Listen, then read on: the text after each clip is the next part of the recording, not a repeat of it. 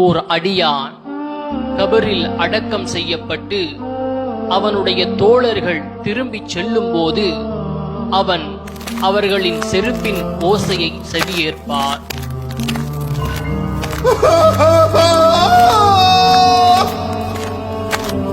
அப்போது 2 வானவர்கள் அவனிடம் வந்து அவனை எழுப்பி உட்கார வைத்து, இந்த மனிதரை பற்றி என்ன கருதி கொண்டிருந்தாய் என்று முஹம்மது நபி ஸல்லல்லாஹு அலைஹி வஸல்லம் அவர்கள் குறித்து கேட்பர்.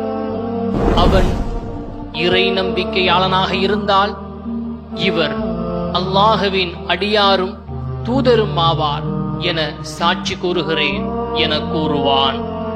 அவனிடம், நீ கெட்டவனாய் இருந்திருந்தால் உனக்கு கிடைக்கவிருந்த நரகத்திலுள்ள உன்னுடைய இருப்பிடத்தை பார்.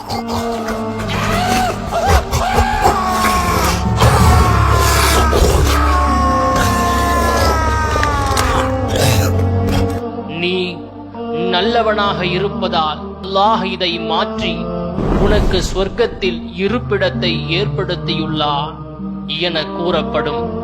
இரண்டையும் அவன் ஒரே நேரத்தில் பார்ப்பார். மண்ணறை விசாலமாக்கப்படும். நயவஞ்சகனாகவோ நிராகரிப்பவனாகவோ இருந்திருந்தார்